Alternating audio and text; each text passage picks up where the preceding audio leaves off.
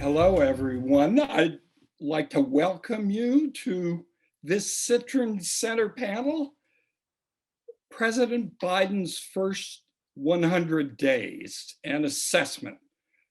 I'm Tom Mann, and I'll be moderating the discussion. Just briefly, a few points on format.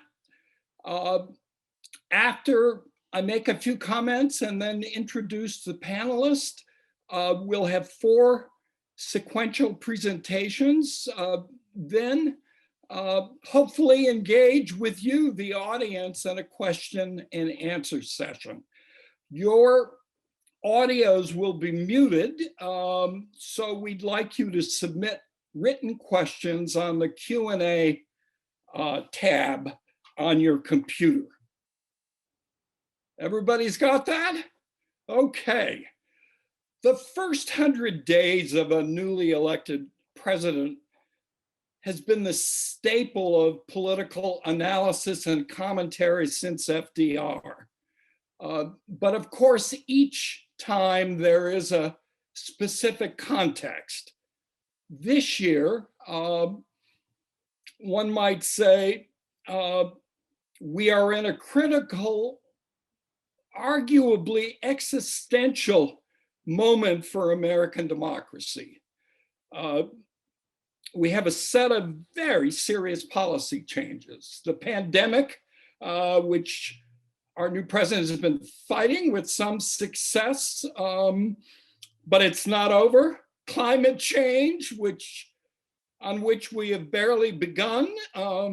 Economic inequality, racial inequity, immigration, and a set of foreign policy challenges, perhaps beginning in China, but ranging across the globe. But we also have some political institutional problems. Polarization has become commonplace, but it's now moved to tribalism and populism, accented by a negative partisanship that breeds almost a hatred and animus of one set of partisans for the other. Few love their own party, but almost all hate the other party. This has put us in a position of minority rule, wherein the elections of the president, the Senate, the House of Representatives, and the operation of the Congress are all structured so as to provide an advantage for the party that garners the least number of votes in the country as a whole. Donald Trump was, we hope, sui generis. He was the demagogue that our framers feared, and his enablers in Congress made possible a really unprecedented presidency from which we will be responding and recovering from for a good deal of time. We've seen an insurrection on the Capitol, a failed coup, violence becoming more commonplace, a genuine market in this country for autocrats, and in general, a declining support for democracy. Now, in these first 100 days, Biden and his super narrow Democratic majority in the House and in the Senate raise a whole host of issues that our panelists will discuss. What can we tell about his policy priorities, his governing strategies? Has he brought competence back to the government? Ethics? What about public approval of what the president and his administration are doing? He is certainly anticipating, but also hoping to avoid the traditional loss of seats in the Senate and House that would cost him and the Democrats, the majorities that allow whatever governing now is able to occur to continue after the midterm elections. And then, of course, there really are questions about the prospects for majority rule in the Senate, either through more extensive use of the budget reconciliation process or managing some type of filibuster reform that allows a majority to get some things done. All of that is up in the air. And then, of course, there is the question of what remains of Trumpism. What is the legacy for the presidency, for American government, American democracy, the Republican Party? Those are the kind of issues we're going to be dealing with, and we have a splendid panel to do just that. We will begin with Terri Bimes, who is an associate teaching professor in the Travers Department of Political Science, teaching courses on the presidency and the senior honors thesis writing seminar. She earned her PhD in political science from Yale University. She's written articles on numerous subjects, including populism and presidential elections. She also directs the John Gardner Public Service Fellowship Program. Terri will be followed by Vanessa Tyson, who is an associate professor of politics at Scripps Howard. Professor Tyson's book, Twists of Fate, Multiracial Coalitions and Minority Representation in the US House, explores structural inequality in the United States and how members of Congress have formed multiracial coalitions as a strategy to provide for their diverse constituencies. After Professor Tyson, we will have Professor George Breslauer, who is a fixture at Cal and has been administratively as department chair, as dean of social sciences, as executive vice president and provost of the university, as well as, of course, being a scholar whose primary interest includes Soviet and post-Soviet Russian politics and foreign relations. His newest book, The Rise and Demise of World Communism, will be out in September. Finally, we have Mark Barabak. I've known Mark for decades. He's a reporter, a columnist, a quintessential journalist in the absolutely best sense of the term, who's been with the LA Times for a long while. Mark has covered intensively campaigning and governing in California and in the nation as a whole, and will help us try to understand the linkages between campaigning before publics and governing in Washington. Well, that's our array of presenters. We'll begin with Terri Bimes.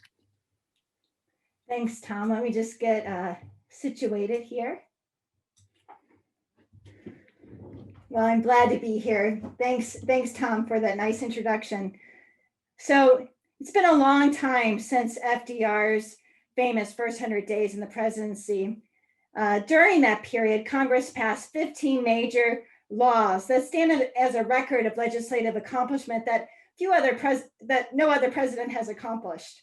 Of course, Roosevelt's 100 days took place during the Great Depression, and noted historian Arthur Schlesinger said that Roosevelt assumed office at a time of such calamity that Congress dared not say him nay. And the 8 decades since 1933 have proven just how unusual FDR's term was. In 2021, it comes as no surprise that Joe Biden, coming into the office after an insurrection and encountering an almost evenly divided Congress and a very polarized one, has not persuaded Congress to pass 15 major pieces of legislation. In my time today, I'd like to focus on a few trends in the first 100 days. This research is a product of a team of researchers. I've been working with Casey Dominguez at the University of San Diego. She got her PhD at UC Berkeley. Dan and two talented undergrads, Dan Krushkovich and Tanya Mahadwa. And what we find is that presidents in Joe Biden's position all too often encounter an opposition party who is willing to pay, who's not willing to pay much deference to the president. Unlike FDR, Joe Biden's Congress is willing to say nay to him. In response to the challenges of governing and all the media fanfare around the 100 days, we find that presidents have turned to alternative methods to signal their policy priorities and demonstrate that they are leaders of what Trump called action and impact. So honeymoons used to exist in a limited way. We would see presidents like Eisenhower, Nixon, and Reagan, who ruled during periods of divided party control, be given some leeway by the opposition party in both legislation and nominations. Writing in 2001, Casey Dominguez found that presidents who faced divided party control were able to win more important legislative victories in their first 100 days and later on in their administration. Fast forward to 2021, this kind of honeymoon from the opposing party has disappeared. Presidents come up against increasing opposition during the first 100 days. And we'd like to focus on two measures of this increased partisan opposition. First, there's a growing number of unanimous opposition votes on roll call votes where the president takes a position. And these are votes where 100% of the opposition party goes on record opposing the president. You can see that under Kennedy, Nixon, Carter, and even Reagan, there were no votes that unified the opposing party against the president. Starting with George W. Bush, we had a little glitch with the data, so there's not data here for Clinton, but starting with George W. Bush, you can see that that the number of votes in which the opposition unites against the president has increased dramatically. Now, there are small number of votes in the Senate, so you need to take this data, interpret this data carefully, but just take a few examples. On each of the following major presidential initiatives in the first 100 days period, every House member of the opposing party voted no. Obama's 2009 stimulus bill, not a single Republican voted for it. Trump's repeal of the Affordable Care Act, which happened on May 4th, so a little after the 100 days mark, but not a single Democratic vote, not surprising. And then Biden's American Rescue Plan that was just considered, not a single Republican vote for that plan, either in the House or the Senate. Now, all three of these presidents governed during unified party control. So some of these bills passed, the American Rescue Plan and also the stimulus bill. The repeal of the Affordable Care Act did not. And this growing partisanship of Congress is backed up by other research. Tom Mann and his co-authors document the growing polarization and adversarial nature of the two political parties. And they argue that the Republican Party has become even more radicalized than the Democratic Party. And given these trends and the presence of very slim majorities in the Senate, it's very difficult to have a first 100 days like John F. Kennedy, let alone FDR in our current era. The second measure of growing partisan opposition is cabinet confirmation votes. There once was a time when presidential nominees would fly through the Senate confirmation process. Starting in 1953, Senate committees held informal hearings on the president-elect's cabinet choices even before he took office, so that the president could hit the ground running. On January 20th, 1969, the day that Nixon was inaugurated, he went and got inaugurated. He sent his cabinet nominations to the Senate, where they were approved all except one, during a 20-minute session. And they use this procedure called unanimous consent. And so you can see from this graph that voice votes and unanimous consent votes are used when there's widespread consensus on moving forward with the nominee. And for unanimous consent votes, if one senator objects to this procedure, then the vote goes to a recorded vote. And you can see that from Eisenhower, the blue line is confirmed without a roll call. And you can see that most of Eisenhower, Kennedy's, and Nixon's and Carter's nominees for the cabinet were approved without a roll call vote.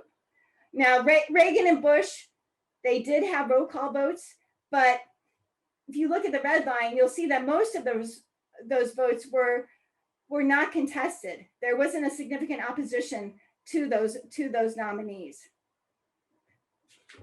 Indeed, for 5 of Reagan's nominees, there were no dissenting votes at all. In turn, when you get to Trump and Biden, look, most of the votes are very highly contested. And there were no voice votes and no unanimous consent votes. There's no record of opposition in those votes. And so it's a much more highly contested process. For an example, Betsy DeVos, President Trump's Secretary of Education, she was only confirmed after Vice President Mike Pence cast the tie-breaking vote. Vice President Biden has 4 nominees, 4 cabinet appointees that were confirmed by the Senate, but they were contested. They had significant opposition to them. Javier Becerra at the Health and Human Services, Deb Haaland at Interior, Marcia Fudge at HUD, and Michael Regan at EPA. There was a significant amount of opposition to their appointments to be secretaries of these departments.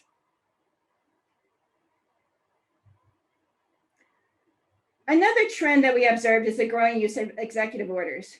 And executive orders are one way presidents can get things done without the involvement of Congress. President Trump, before taking office, was very critical of Obama's use of executive orders, and he thought that they were a way to undercut the legislative process. Ironically, as president, you can see from this graph, the blue line is the total number of executive orders that Trump clearly outpaces past presidents since JFK with his use of executive orders. And at the 100 days mark, Trump boasted that he had signed more executive orders than any other president since FDR. Well, President Trump did not hold the record for long because President Biden has surpassed his total of executive orders. And just executive orders are not the only way presidents can act unilaterally. There are also proclamations, memoranda, statements, and about 25 other ways a president can act unilaterally without the involvement of Congress. And so, for instance, President Biden recommitted the U.S. to the Paris Climate Accords with a statement. Moreover, some executive orders are meatier than others. Some have several different parts to them. And so counting executive orders as a record of presidential achievement definitely has some shortcomings. But I think there is a race going on, and bombarded with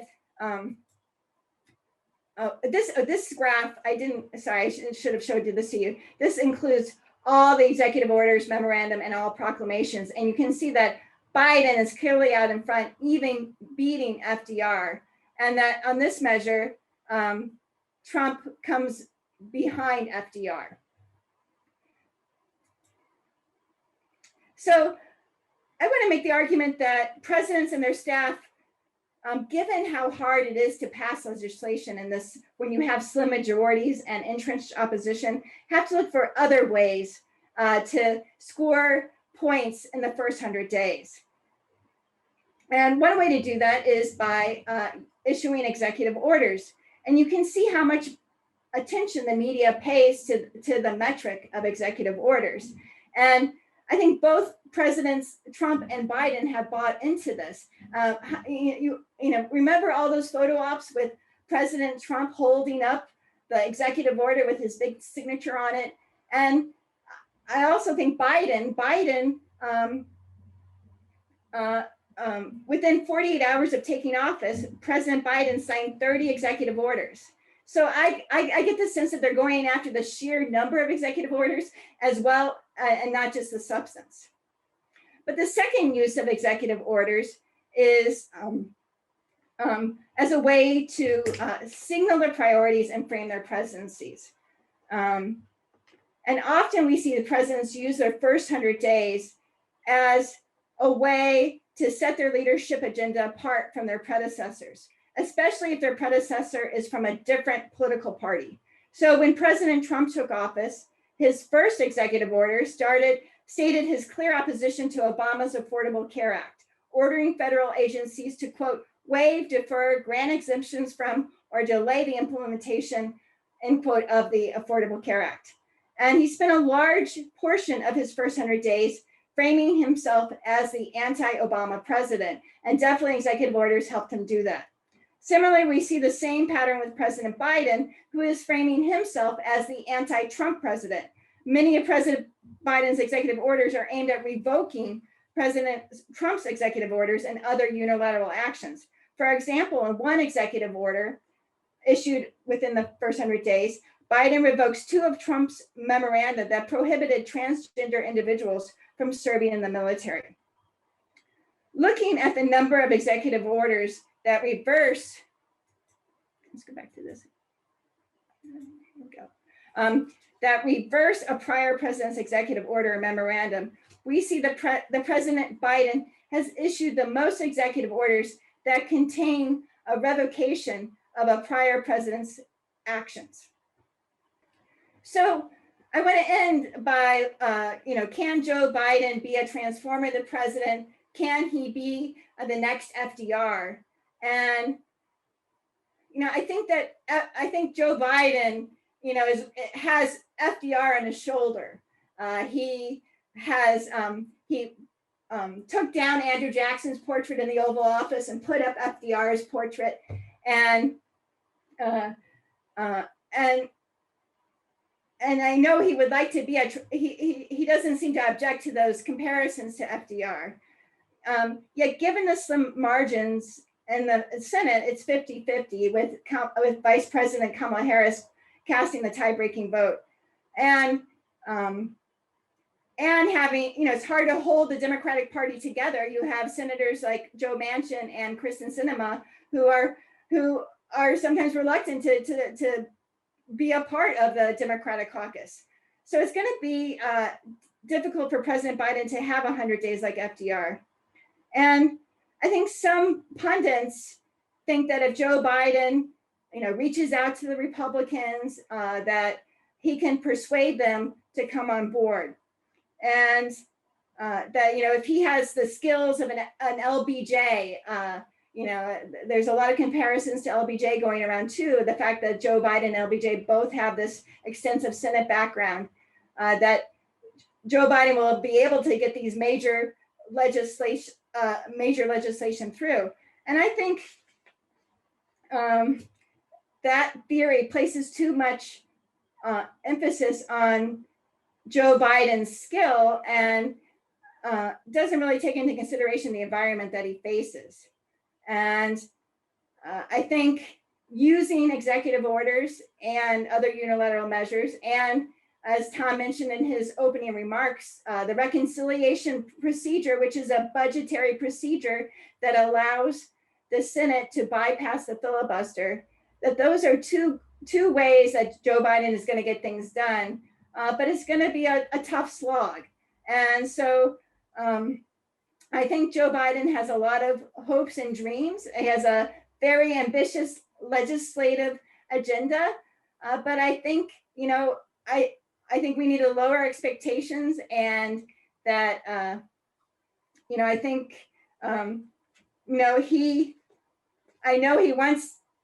he may not be able to be the next FDR, but he can maybe, you know, by focusing on executive orders and the reconciliation process, and try to get some accomplishments, some points on the scoreboard. Thank you. Terri, thank you so much. It was very interesting. When we return to questions and discussion, it might be worth talking about how Democrats were so worried about Biden's naivete about working with Republican members of Congress, but now they have come to discover Biden's definition of bipartisanship is when significant segments of Republican voters agree with what he's doing, he can pass that with Democratic votes alone. Right. So back to that later. On to you, Vanessa.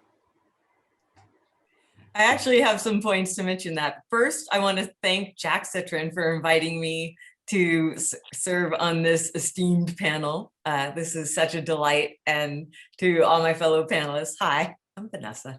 I also want to wish you all a very happy Earth Day.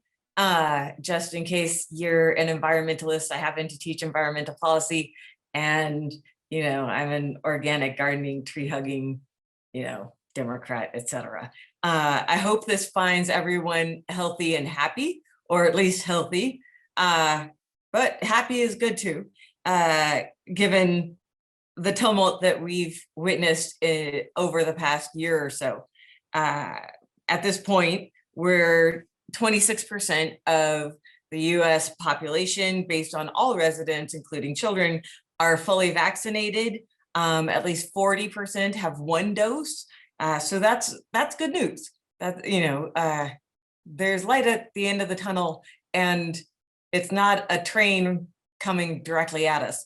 But nonetheless, in just over a year, we're nearing about 570,000 deaths across the country. We currently have over 45,000 individuals hospitalized due to COVID-19. And we're looking at some trends that aren't entirely going away. So in terms of what I see regarding health policy, it's very disconcerting that how close Javier Becerra's vote was from the Senate, particularly given the fact that he served in the House for so long, and because has such a strong reputation both in the state of California as well as in Washington, D.C. But in January 20th, when Biden was sworn into office, we were looking at roughly 195,000 cases of COVID per day. Now we're down around 63,000 cases per day. We still have a ways to go. But I'm hoping that with the increased access to the vaccine, that the numbers will improve, particularly given the amount of death and the amount of grief that we've experienced here in the United States, and that the whole world is essentially experiencing.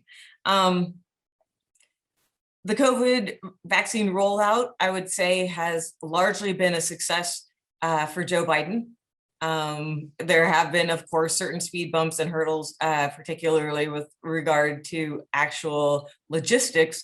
However, I think that Joe Biden has been incredibly, and the Biden administration writ large has been incredibly responsible in terms of highlighting a need for both infrastructure as well as equity in terms of how we provide health, when we provide health, whom we provide health to, and so on and so forth. So he has, with the vaccine rollout, there's also been tremendous effort to delineate priorities that have long gone unspoken, particularly in the prior 4 years. Simultaneously, we're regaining global legitimacy regarding climate change. He recently released some climate goals and a climate plan, which I'll talk about in just a bit. But so it seems like we're moving in the right direction. We may not be quite there yet, but we're getting there. In terms of accomplishments, I think as of right now, 7 bills have been passed and signed into law, 40 executive orders have been issued. What I will say is that the bills that we're looking at now are on average much larger bills, and particularly, the relief stimulus, the $1.9 trillion relief stimulus that passed was, quite possibly one of the most remarkable legislative accomplishments in my lifetime, given the fact that, the polarization that exists in Congress and so on. Moreover, I think it reflected an understanding of poverty and the need to assist low-income families, individuals, communities writ large.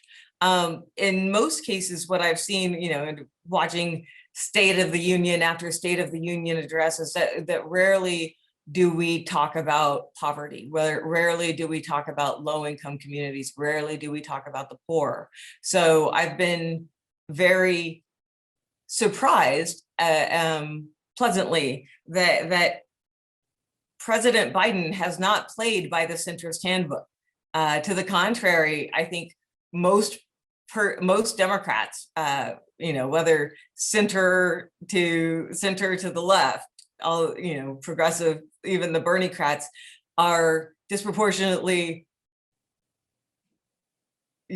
amazed by Joe Biden's stances and his aggressive push for progressive legislation.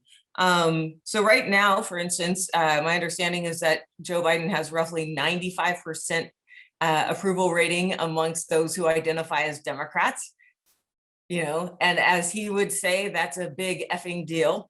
I'm trying not to swear less because I have too many godchildren. Auntie Nessa has to behave.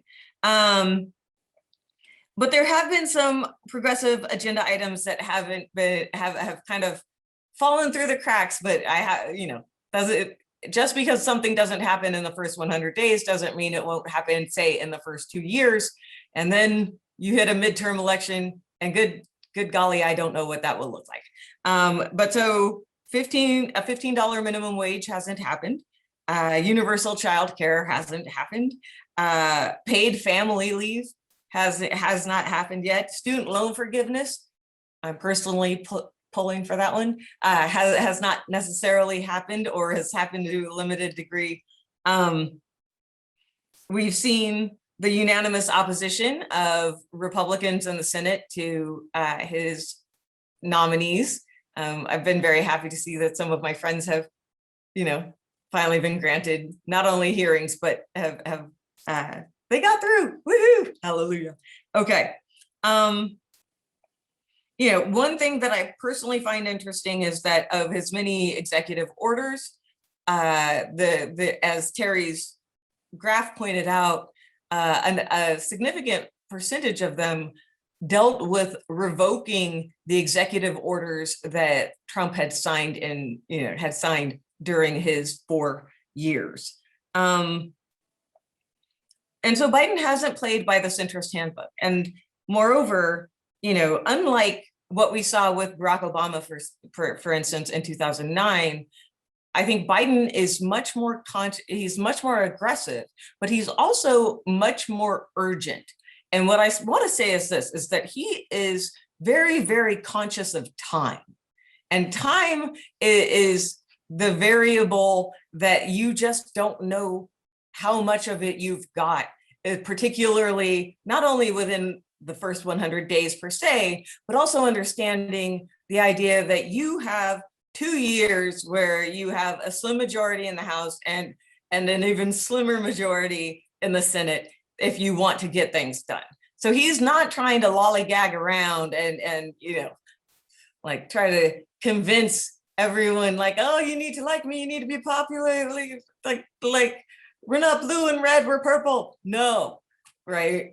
Biden is like, okay, we're getting stuff done. and we're getting it done now. And you want to know why? Because the American people need it. And I think that approach has been a welcome relief for any number of families, communities, individuals across the country. So finally, I think, it's Earth Day and I'm all happy. I'll be gardening after this.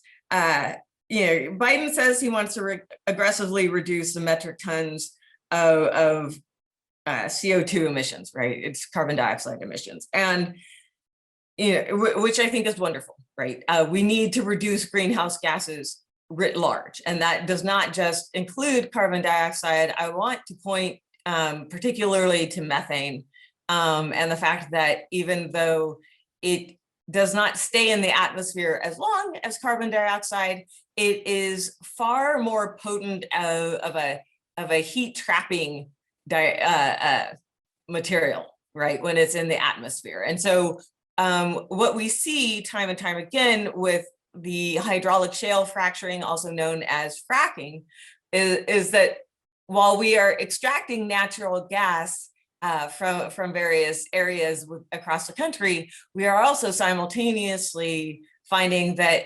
the release of teragrams after teragrams of methane into the air, which is leading to tremendous amounts of heat. And if you're in California, which I'm assuming some of you are, we see so many different, so many more wildfires. We're seeing, hotter summers. Like climate change is real, and we may need. And I think that we need to avoid fossil fuels and really have a more comprehensive understanding of greenhouse gases and how to prevent them going forward. So finally, what I'd like to say, right, is that, I guess as an environmentalist, and I mean, I'm many things to many people, but I am an environmentalist. And, I often joke that, there are three things, in life that are certain, right? Death, taxes, and pipe leaks. And so with that, I'd like to kind of remind all of you, or at least, encourage all of you to think about production, energy production, especially when we're relying on fossil fuels, and understanding that extraction and storage, along with, kind of the, pipelines, et cetera, are leading to tremendous amounts of unwanted waste, unwanted oil, unwanted tar sands, oil, but really thick and corrosive, and methane emissions that are destroying some of our most precious resources. So I very much hope that Joe Biden will continue this path that he's recently introduced. But I also think that much has to be done across the United States to really try to better understand the crises that we face. Thank you. Vanessa, thank you so much. That was a very lively and interesting presentation. One of the things stuck with me that I think we'll return to a little later, which is that Joe Biden has not followed a centrist handbook. I think that is very clear, and it's surprising to some people because of his incredibly narrow majorities in Congress. But two things are important to note. One is the Republican Party is no longer a serious negotiating partner when it comes to sort of framing legislation. It's all about,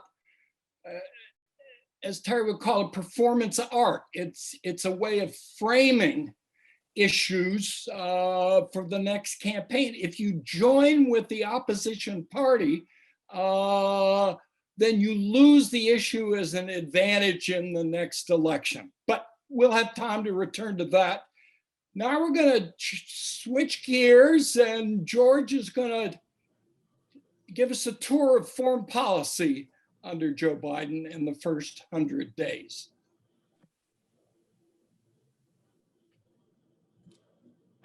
Thank you, Tom.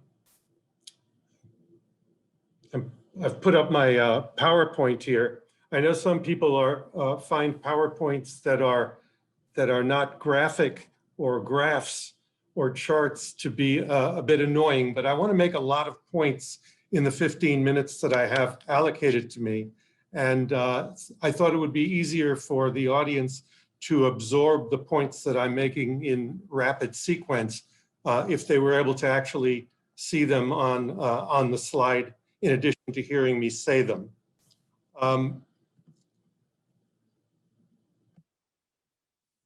So in the first 100 days of the Biden administration, and my charge is to do the entire world of foreign policy, we've seen a great deal of activity, but it's directional.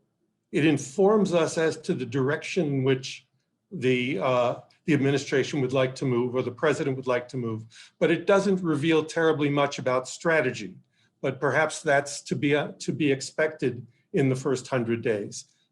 Much of what's happened in the foreign policy realm has been either through executive order or presidential declaration, a reversal of Trump's policies in the international arena. So a return to the Paris Accords, the virtual climate summit that Biden just hosted, and his announcement of ambitious US targets, a return to the World Health Organization, return to the more controversial agreement with Iran that Trump had withdrawn from regarding the so-called nuclear deal of 2015. In addition, he has sought actively to reassure allies in both Europe and Asia. He canceled troop reductions in Germany. He has, with respect to immigration, ended the funding of the border wall and allowed the moratorium on H-1B visas to expire. He's announced an intent to renew funding for Palestinian agencies and the associated United Nations agency that is responsible for the Palestinian refugees. He renounced the May 1st target for withdrawal from Afghanistan while announcing that the new target would be September 11th. And he agreed with Russia to extend the START 3 treaty for another 5 years. That's consequential, but it's not controversial. He didn't have to negotiate with Putin about this. Putin has made very clear for the last 4 or 5 years that he wanted it renewed, and Trump wouldn't do it because Trump wanted something bigger and larger and allowed the perfect to be the enemy of the good. But Biden did it in his first days in office, and he was able to do it through executive action. So what's notable about this is not only the directions and the sheer volume of activity in so many realms of foreign affairs, but the fact that all of these things required little or no negotiation with either Congress or with foreign governments. So these were low-hanging fruit. In his first interactions, however, with Russian officials and Chinese officials, not necessarily in person, but through political communication, and in one case through a major meeting in Alaska that he did not attend, he managed to put forth an in-your-face approach to his first meetings with Russian and Chinese officials. The personal insult of Putin in his press conference, agreeing that he should be called a killer, new sanctions on Russia, expulsion of 10 Russian diplomats. The Anchorage meeting with Chinese officials was basically a great surprise to the Chinese officials because the Americans basically laid down a whole series of objections to Chinese domestic and foreign policy to indicate to those officials that this was a priority in their relations with China. It's not clear what this was intended to convey about US strategy. whether this was a Reagan-esque approach to negotiation, where you first denounce the evil empire, and then when they are willing to negotiate, as Gorbachev, when he came along, was willing to negotiate, then you are willing to show a certain flexibility. Or alternatively, whether this was intended to show toughness to US domestic audiences and the audiences within Congress. Within the administration during these 100 days, there's been much deliberation of strategy in varied realms. So while we don't know what the strategy is or is going to be in most of these realms, we have to monitor how things start to unfold over the next 100 days or 200 days and ask ourselves, what are the ultimate goals? What is the intended end game in the elaboration of these strategies, or the revealing of these strategies? And when you've got ultimate goals, you have to also ask, what is the US strategy for attaining those goals? What leadership role does the United States aspire to in the international system? It could be dominance, it could be hegemony, it could be first among equals, or it could be a facilitator role. That has an enormous impact on your ability to reach deals with foreign powers, especially when they are great powers or think of themselves as great powers. And what leadership role how the United States defines its leadership role will, I think, have a great impact on whether it gets its way or not. And finally, how is the administration calculating US capabilities that underlie the strategy for attaining your goals? It's easily arguable that over the last 55 years, the United States has vastly overemphasized its ability to get its way, especially militarily. It was able to get its way vis-a-vis the Soviet Union after Gorbachev came to power because of the unique features of his leadership. But Vietnam, Iraq, Afghanistan, they show us that we have this continuous both over-reliance on military power and overestimation of what military power can attain. And even if you don't look necessarily at military power, consider with respect to Iran.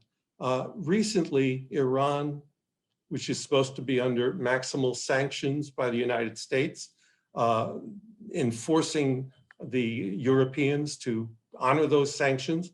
Recently, Iran signed a $400 billion deal with China.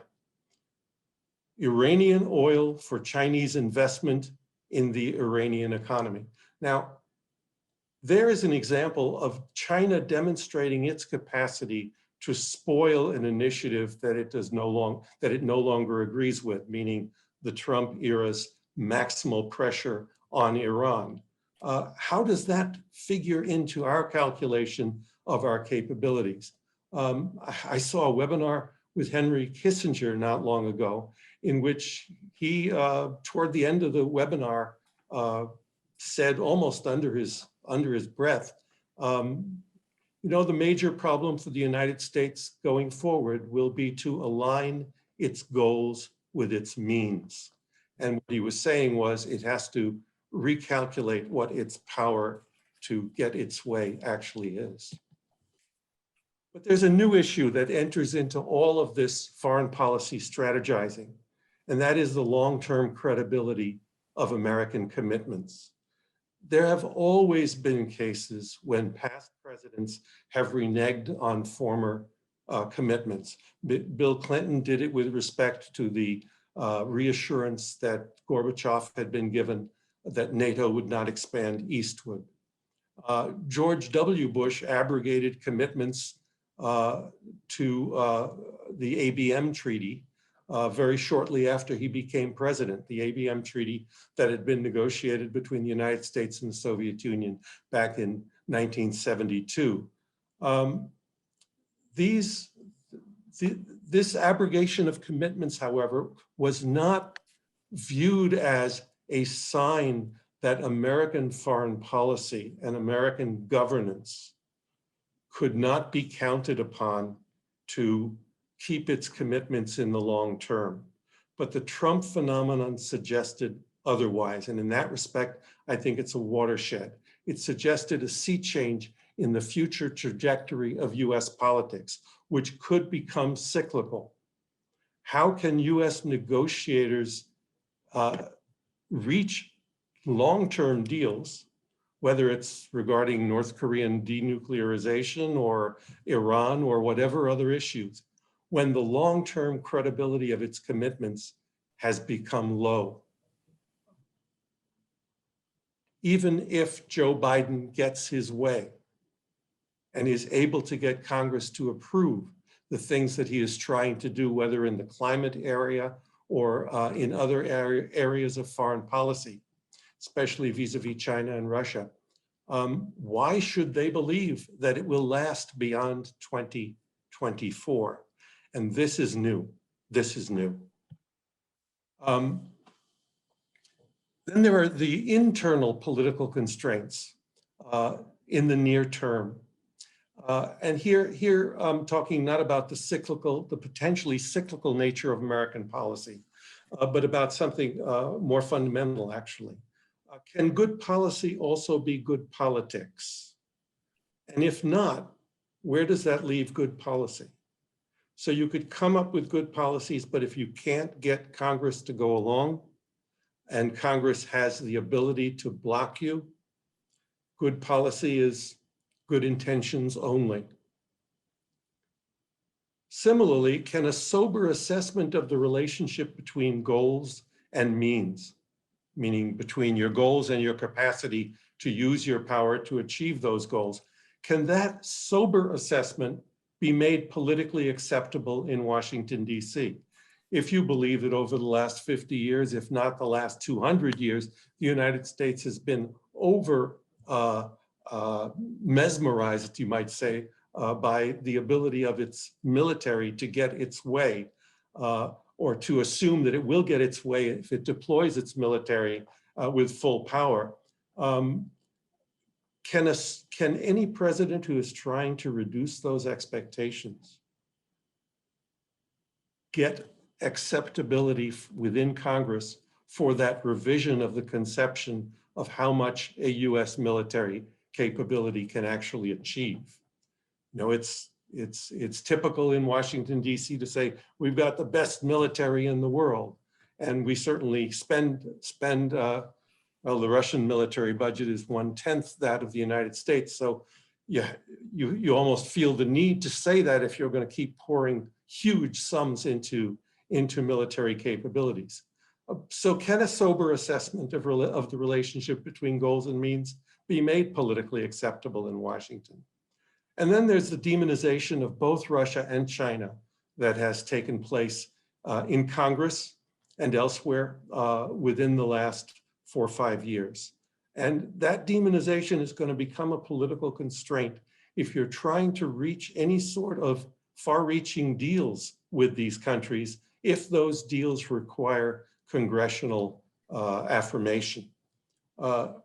Indeed, you might ask yourself, in light of the demonization of Russia and China, does US politics seem to require an enemy, whether for ideological reasons or for economic reasons? Economic reasons meaning the need to feed the beast of the military-industrial complex. So can US policy making get beyond magical thinking about American capabilities?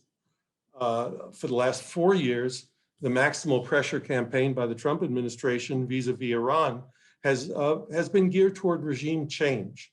The assumption being that eventually it'll get so bad within Iran that the Iranian people will rise up and there'll be regime change. Everything we know about the causes of revolutions would lead you to believe that there will not be a popular revolution, successful popular revolution in Iran, because the elite is solid enough in supporting each other that they will put down any effort to overthrow them.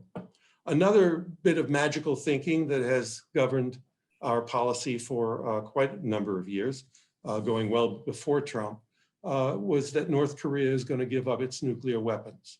I've listened to many webinars about specialists on North Korea, and it is very interesting to note how nobody in the webinars that at least I've listened to was going on the assumption that if you found just the right strategy, you could get North Korea to give up its nuclear weapons. So what that means is that what we ought to be asking is, how do we establish a mutual deterrence relationship between North Korea and the United States? Another bit of magical thinking is that Ukraine will remain whole and will join NATO. It's not going to happen. I don't know whether they'll even remain whole, but if they try to join NATO, there's going to be hell to pay on their borders vis-a-vis Russia. There's the magical thinking that China will succumb to US pressure. They're not a power in distress. They're not like the Soviet Union was in 1985. China is a rising power with many different capabilities to influence both politics, military affairs, and economics. So the United States is going to have to think of a strategy vis-a-vis China that is more realistic about what we can assume that can be done through pressure. And similarly, finally, Russia, which is now more in distress than China, but that Russia will cry uncle as Gorbachev did in the 1980s. This is a nationalist regime, not a socialist regime in power in Moscow. Putin yesterday gave a speech, the last 10 minutes of which were basically throwing down the gauntlet to the West. Obviously, even though he didn't mention it, he had Ukraine in mind. And he was saying, if you encroach anymore, our response is going to be asymmetrical, harsh, and you will not like it. I refer you to that speech. It's sobering, and it could be a predictor of things that might be happening in the next month. We will see, depending upon what happens within Ukraine. But because the Soviet Union was a regime that embraced the socialist ideology, Gorbachev was able to imagine a future social democratic world and a third way between rampant capitalism and state socialism. And that led him to be willing to cry uncle, because he thought if he cried uncle vis-a-vis Ronald Reagan, he could get a condominium of sorts that would lead to his ideal future. The Putin regime doesn't embrace that kind of an ideology that makes you believe in an ideal socialist future. There are areas of potential progress. Tom, am I going over my time? There are areas of potential progress. I like to distinguish between bilateral areas and multilateral areas, and areas in which there are symmetries and asymmetries of interest. So vis-a-vis Russia, for example, you have bilateral matters in which there is a symmetry of interest. Both states have an interest in avoiding an accidental nuclear exchange, and both have an interest in mutual deterrence in the cyber realm, given what each can do to the other in that realm. Vis-a-vis China, probably tariffs fall in that. But some issues are multilateral, but within which the US-Russia relationship or the US-China relationship, if collaborative, can make a great deal of difference in those multilateral efforts, and in which the interests of the two are symmetrical. So, for example, the United States and China in the area of pandemic prevention and response, or in the area of climate change, may have symmetrical interests, even though ultimately, from a global standpoint, these issues are going to have to be dealt with multilaterally. But if the United States and China are in the same ballpark with respect to these issues, they can have an enormous influence on how the rest of the world comes around to agreement. Same possibly with Russia regarding anti-terrorism, which is going to have to be a multilateral effort. But if the United States and Russia are on the same page, multilateral progress is much more likely. But this is all only likely to happen if national security, economic, or human rights issues do not get in the way or get linked to those issues that I've been discussing on this page. The demonization of Russia and China encourages congressional linkage of these issues, so we should not get our hopes up. Finally, you could argue that with respect to multilateral issues that are militarily volatile, but in which the great powers have an asymmetry of vital interests. Ukraine, North Korea, Iran, some others. Perhaps a concert of great powers is the only way of reaching some sort of multilateral agreements on these most volatile issues. And the question is whether such a concert is even possible. It's sobering to recall that it took the ruinous Napoleonic Wars of the early 19th century to make the concert of Europe possible at that time. So a concert might be a prescription, but don't bet on it. Thank you. George, that was incredibly meaty, and I have to concede that a PowerPoint without graphics was essential to conveying all that information. So I give up on you there. Thank you. Congratulations. Okay, now for our final presentation, we turn it over to our cleanup hitter, Mark. Okay, no, excuse me. I was on an airplane and didn't catch COVID, but I managed to catch a cold, so that's why I sound the way I do. No graphics, no PowerPoints, just me yapping.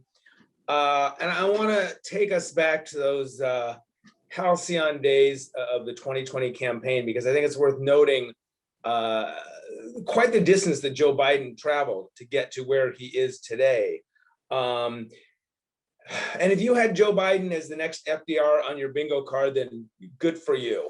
Because remember, Biden was the moderate, the safe alternative to Bernie Sanders and Elizabeth Warren. I remember in particular an interview I did very, very early on in the cycle with a woman. She's a Black activist in Alabama.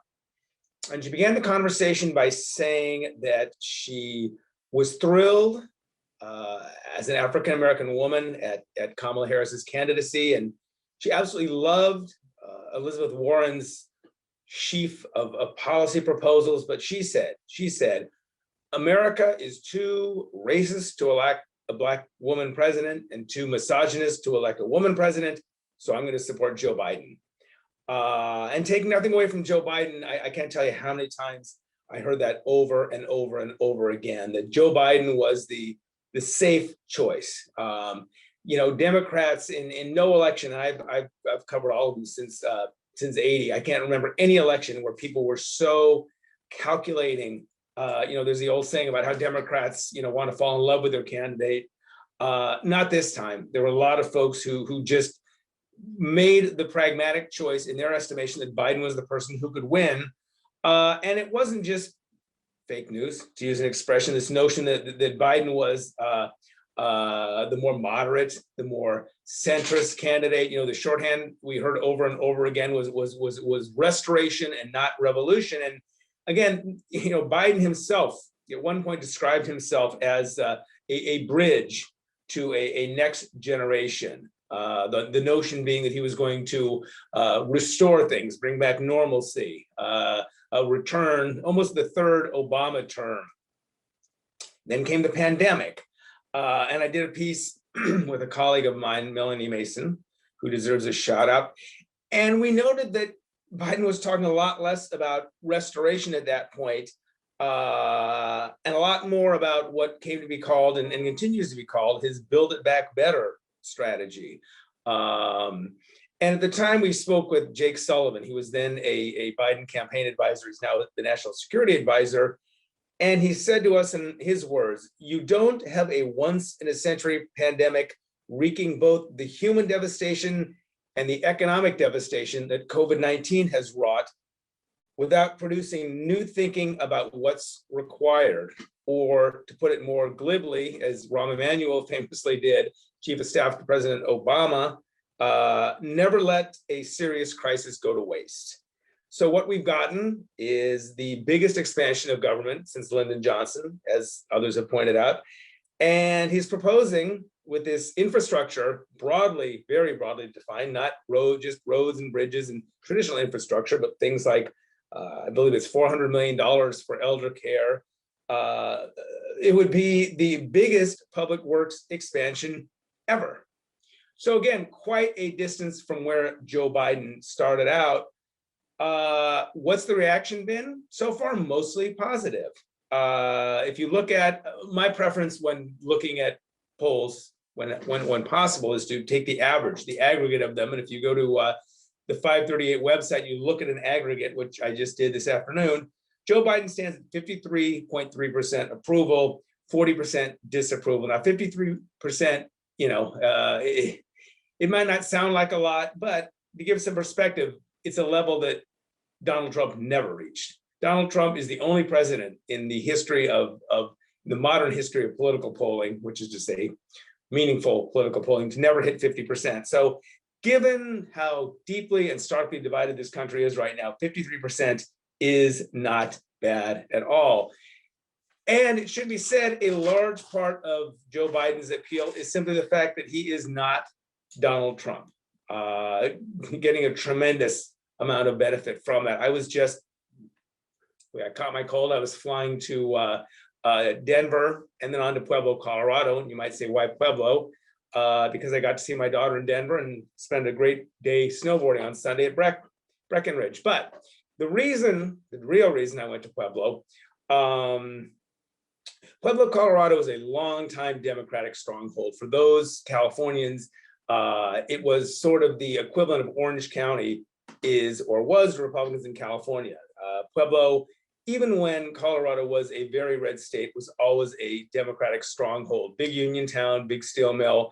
In fact, very similar actually to a lot of those working class areas, places like Youngstown. I mean, if you took away the Front Range and sort of the outdoorsy lifestyle, you could very easily pick up Pueblo and drop it somewhere in Appalachia. Same sort of social and cultural and economic phenomena we saw there. Huge steel industry, really a blue collar oasis, if you will, a place where folks could graduate from high school, make a living, go into the mill, make a living, have a nice livelihood, a good middle class. Most of those jobs have gone away. So it was an interesting proving ground. And Donald Trump won Pueblo in 2016, first Republican to carry Pueblo since Nixon in the landslide of 1972. So it was a good place to go to find out what folks thought about Trump, which I did 4 years ago. I went and talked to folks on their on Trump's first 100 days and went back because Joe Biden actually won Pueblo, not by very much. Trump won it by about 400 votes out of nearly 80,000 votes. Biden won it back, but narrowly. He won it 50-48 at a time that he carried the rest of Colorado by 13%. So Colorado landslide, very, very close in Pueblo. And Pueblo is also unusual. I don't suggest this is by any means scientific. You're all academics, very rigorous. This is just me talking to random folks on the street, some local elected officials. What makes Pueblo interesting is because it is not a place where you have straight party line voting. It's mostly Democratic, but as I said, Biden only won it. But it's a place where you can still find that very, very rare breed these days of conservative to moderate Democrats who are and were willing to cross party lines. But to me, what sort of encapsulated attitudes best was this one gentleman I spoke with who I actually talked to 4 years ago when I went to do the piece on Trump's first 100 days. And he is an independent. He didn't like Trump 4 years ago, voted for Gary Johnson, didn't like Trump this time, also could not bring himself to vote for Biden. He just felt that he did not want to be a part of the two-party system for all sorts of reasons he gave me. But he said he's very pleased so far with Biden. And if I were to sum him up, I thought this was my favorite quote of the whole experience. He said he found Biden to be, quote, pleasantly boring. And that goes back to what I said about how a big part of Biden's appeal right now is not so much spending, the stimulus. I mean, when I talked to local officials, they were very, very excited. I talked to the mayor. talked to someone who's on the county commission. They're going to get, between the city and the county, they're going to get $60 million through the stimulus. And they have all sorts of plans about how they're going to spend it. No one I interviewed, and I interviewed probably a couple dozen, what I would call just regular people. Not a single person brought that up. In fact, to the extent they brought it up, there was concerns, and mind you, these are moderate conservative Democrats. There was concern about the spending, about how we're going to pay for it. But the thing I heard over and over and over again is that pleasantly boring, that sense of normalcy, that sense of, as someone suggested, not waking up every day, wondering what thing Trump had said or done or tweeted.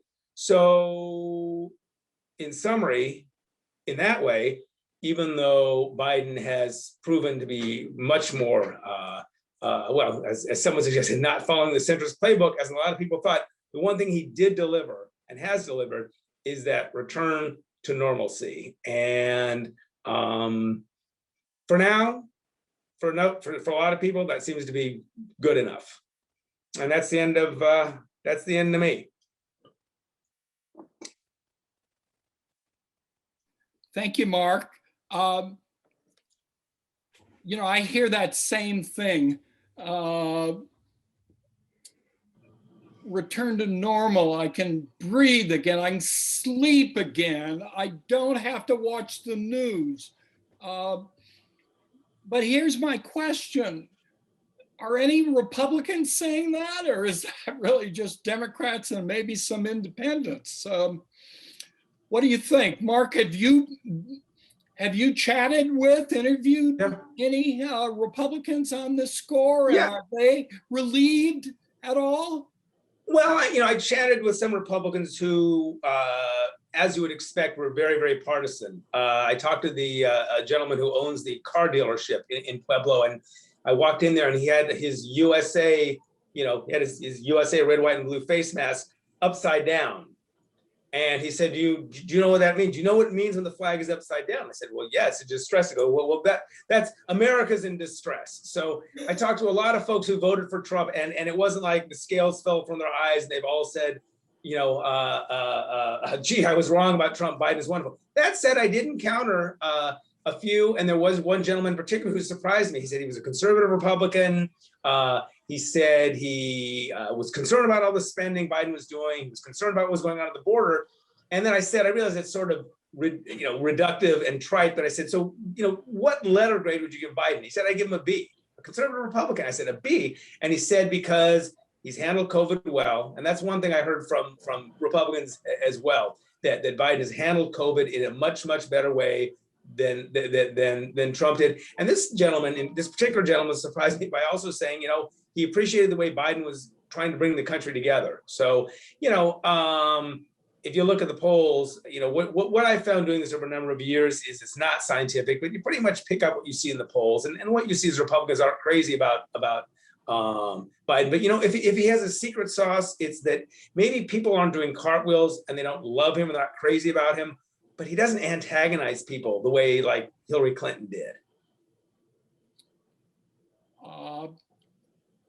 Ends up being a big advantage. Biden may have the most perfect personal style following Donald Trump, and at least at this stage, it's working to his advantage.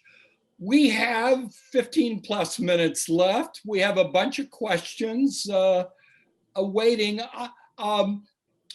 Feel free to answer what you want, but we don't need everyone to say the same thing, and so we can get to more questions. So I leave it to you all. Sort of first question, and many of them are focused on a real worry about what happens after a midterm election in which Democrats lose their one seat majority because of the VP in the Senate. And as one of our attendees pointed out, sort of losing the House or Senate or both would probably put an end to using reconciliation as a way of dealing with governing problems. And frankly, the same is true more generally of filibuster reform. First, you must have a majority in the House and the Senate in this environment. Is anyone here optimistic that at some point the Republican unity on opposition on major initiatives to a Democratic president, and Barack Obama came to regret his effort at trying to invest in Republican support for healthcare and other things. But is there any chance of that happening and thereby sort of producing something constructive in the way of governing, or might also be helpful in the midterm election? I'm not very optimistic that there will be a come to Biden moment on the Republican Party's part. I think he might be able to pick out a few, but on the infrastructure bill, but I if he sticks by the way the infrastructure bill is structured right now with the corporate tax rate increase, I don't think he's going to get Republicans on that bill, and he will have to use reconciliation. And I believe the Senate parliamentarian has said that it's okay to use reconciliation as a way to pass the infrastructure bill. So we'll see. It's a big bill. It's $2 trillion. It's even bigger than the American Rescue Plan. So, and I think these bills are really popular with the public, which is an important point. There may not be a backlash like there was in 2010 against Obama. When Obama passed healthcare, there was the House switched to the Republican Party after that, and healthcare was a big reason for that. And I think healthcare is popular, but not as popular as these programs that Joe Biden is proposing and trying to get passed.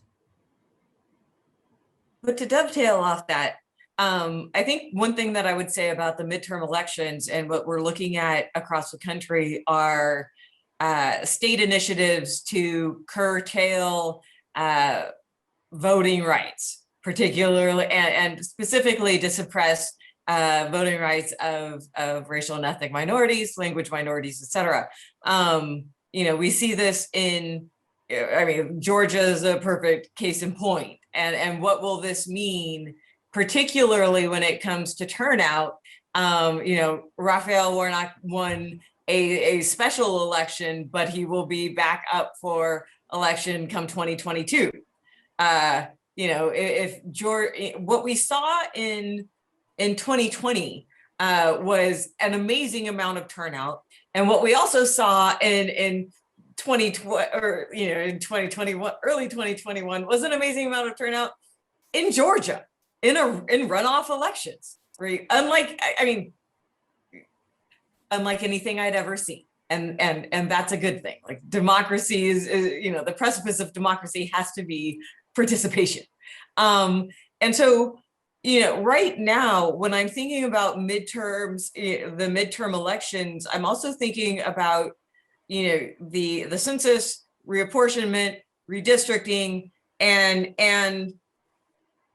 how the Shelby case in 2013 managed to essentially, kind of gut the Voting Rights Act for the time being. And as a consequence, you have any number of conservative state legislatures that are, actively implementing means to suppress voter participation. And so I'm not happy. Vanessa, that is the dilemma of having one of two major political parties believe their only route to victory is by reducing turnout, at least among a segment of the electorate that they believe unlikely to support them. Fact is, overall turnout jumped dramatically in 2018 and 2020, including among Republicans. But the effort underway in many of the states, if not most of the states now, is to reduce turnout among a particular segment of the electorate. If you think about it, there's nothing more anti-democratic than that. But that's the nature of our system. You could have compulsory attendance at the polls like the Australians, but that seems unlikely we get that. But it's a great way of changing the incentives, Right. which now have come to dominate our politics.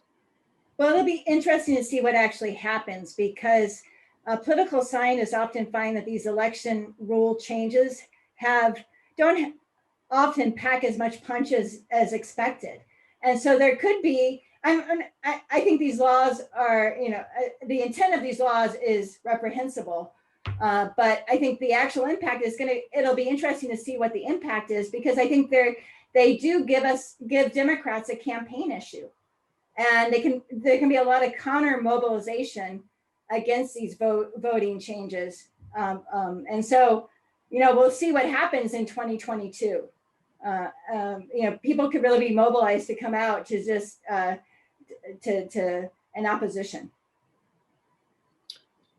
George, there was a news release today that said the Soviet commander on the Ukraine, the Russian commander on the Ukraine front, had decided to remove the troops from the border back to the positions they'd been holding, suggesting it was a threat that they would just as soon not act on. What do you make of that?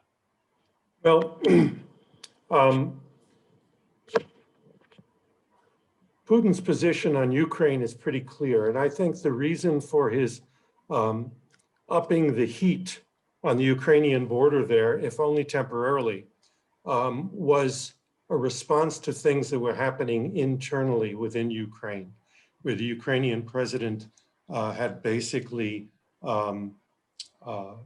dissociated his government from the Minsk Accords that had earlier called for constitutional reforms within Ukraine. He shut down 3 Russian-speaking stations within Ukraine that served the Russian-speaking population. And he indicated a feint toward the West. There's been a lot of buildup of Ukrainian military capability, Ukrainian government military capability, by both the Europeans and the Americans in terms of funneling of arms. But Russia always has escalation dominance in that theater. There's no way we could build up the Ukrainian military to the point that they would be able to defeat the insurgency supported by the Russian army. And so I think this was a signal that things going on within Ukraine were unacceptable to Putin, and this was signaling to both Zelensky, the Ukrainian president, and to the West Europeans or the Europeans as a whole, and the Americans, that things are going down a dangerous path.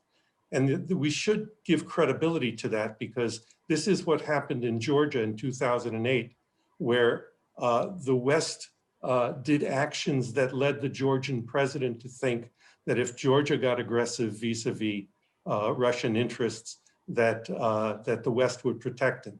And as it turned out, the West did not protect him, and the Russian army went in and defeated his troops handily.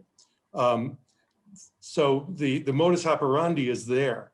And the pulling back of the troops might have been an effort to lower the heat so that things didn't happen that neither side wanted to happen, because I don't think Putin is spoiling for a war, but he is determined not to let Ukraine go the NATO route. Bear in mind that NATO and American politicians have been talking recently again about how Ukraine and Georgia should eventually become members of NATO. And that is provocative rhetoric in Moscow.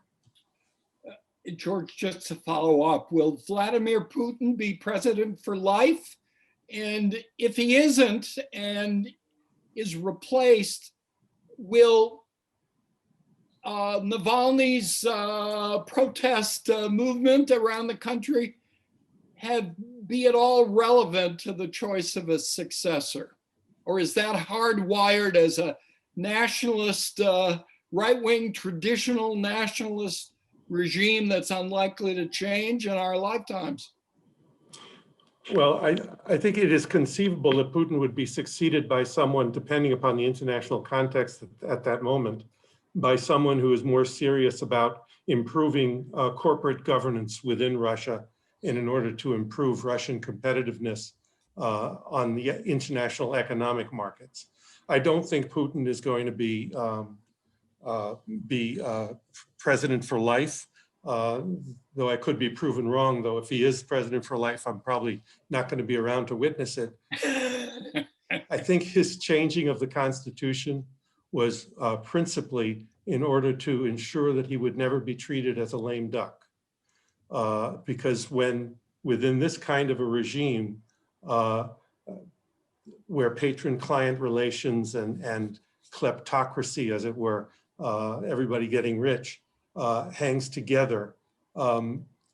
If they see that 2024 is coming up and Putin is supposed to resign at that point, his authority is going to decline very rapidly. He won't be pushed out, but he just won't be listened to the closer you get to 2024. And so avoiding this lame duck, he wants to decide for himself when and under what conditions he steps down.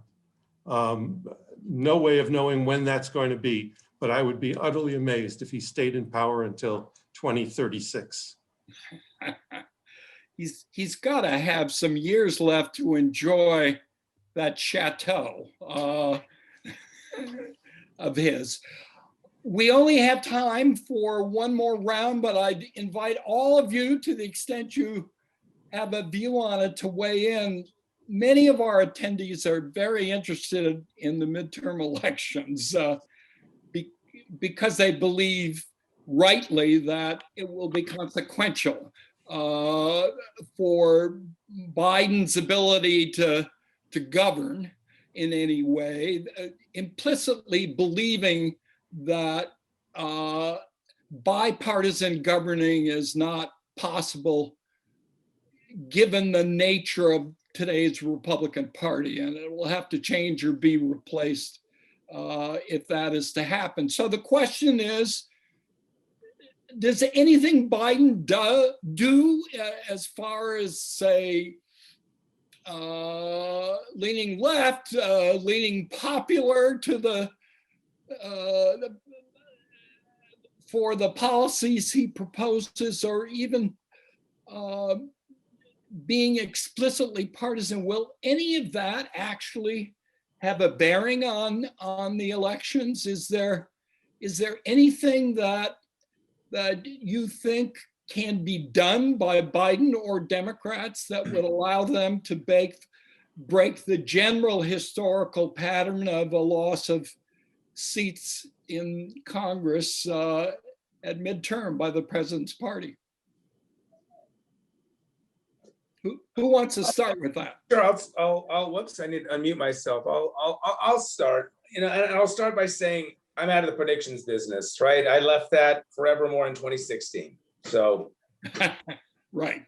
That said, historically, as most folks know, the president's party loses seats in the midterm. 22 seats is the average for a president's first midterm.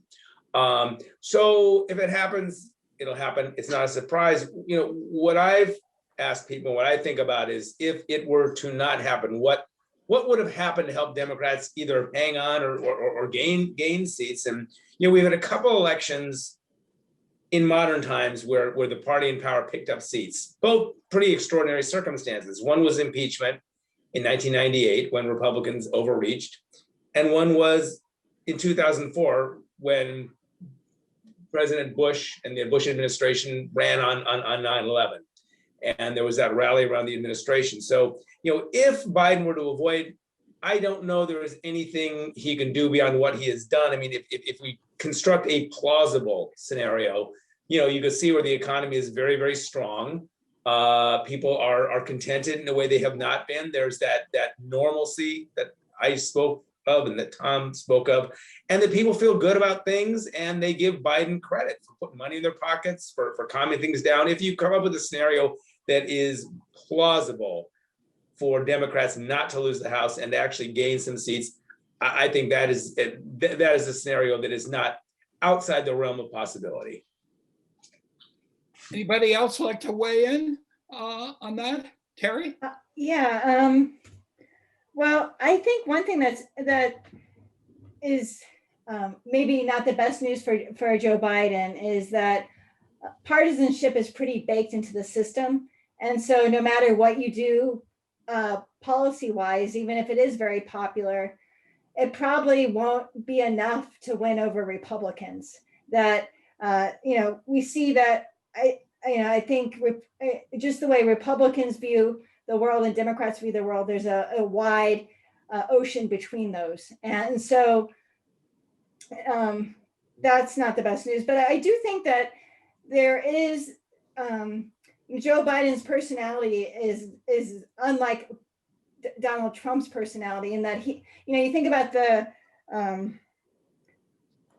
2018 election, and Democrats were more motivated to come out in the 2018 election. And I think Joe Biden, with his attempts at bipartisanship, and he's not that he's giving over his legislative agenda to bipartisanship, but he's going through the motions of bipartisanship. And I think he doesn't give the Republicans a target like Obama did, or like Bill Clinton did, or and that he is a little more slippery, a little bit more like Teflon, that nothing's got, he doesn't have that same kind of personality that will drive turnout. And the other thing, I think that we do see some shifts maybe in demographics where midterm elections are traditionally low turnout elections. And maybe we see some of those voters who turn out in those kinds of elections maybe switching, or maybe there may be some movement. So we'll see. So the last 2 points are maybe more promising for Joe Biden, and more promising for the Democratic Party. Okay, Vanessa? Just to piggyback off that, what I would say is that, for many people across the country, the 2016 presidential election was a wake-up call in a wide array of areas. People who had never been politically active or interested, all of a sudden, by 2018, yes, they were marching, they were, believing in science. Hey, and that's awesome. They also, showed up in droves in 2020. And so I think that, as long as Biden is not off-putting the progressives, which he clearly isn't, there's hope for midterm elections that a majority can be maintained, right? It may remain very slim, but I think it's all the more important, particularly given, some of the points that George made about, the consequences of electoral politics on the international stage, and kind of our legitimacy as, an entity, as a player. So I think that, the good news is, since 2016, persons who are both, who range from moderate to progressive are not complacent anymore. There's a definite understanding that there's a need for activism and for participation and going door to door and getting involved in as many ways as possible. Let me just summarize that because I agree with my colleagues on these issues. But relying this time on a little model put together by Sean Trende, who writes and analyzes elections for Real Clear Politics and is a Republican. He doesn't believe that legislation passing or failing will have much of a bearing on what happens, and he believes that it really is basically two things. It's the level of economic growth and its presidential approval. Right now, the forecast, economic forecast for the next couple of years, given the fact there's a lot of stimulus and there's a lot of frustrated demand ready to come out again, lots of savings, unspent funds, that we could see 5 to 6% increase in GDP over the next 2 years. If COVID-19 vaccinations meet the problem of the resistance among a minority of Republicans and of minorities, and life returns to normal with schools back and people working again, that seemingly would do wonders to hold Biden's approval ratings somewhere where they are now. Mind you, polarization keep them from going much above it, but it's not unimaginable to think it could be 55%. With that and the economic growth and the receding of the fear of the pandemic, Sean would forecast a Democratic pickup of seats in the House of 10, 15. In the Senate, where there's never really been as close an association with this pattern as in the House, the individual seats matter a great deal, and it could easily flip, hold or flip a seat in favor of Democrats as the other way. So I think you keep him approval, you think the country, you keep the country happy, as one of you said, the money's rolling around for now. It probably gives them a shot at retaining the Congress, which would give him a shot of trying to make the sale. Now, people may not in the end buy it.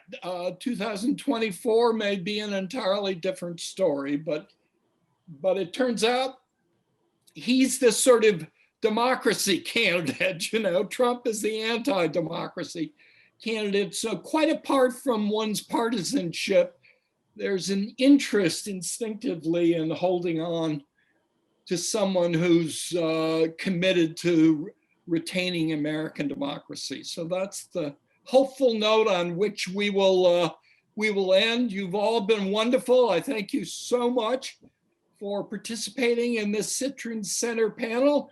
Thanks to the audience, the attendees, and I think it's happy hour, isn't it? We are adjourned. Bye-bye.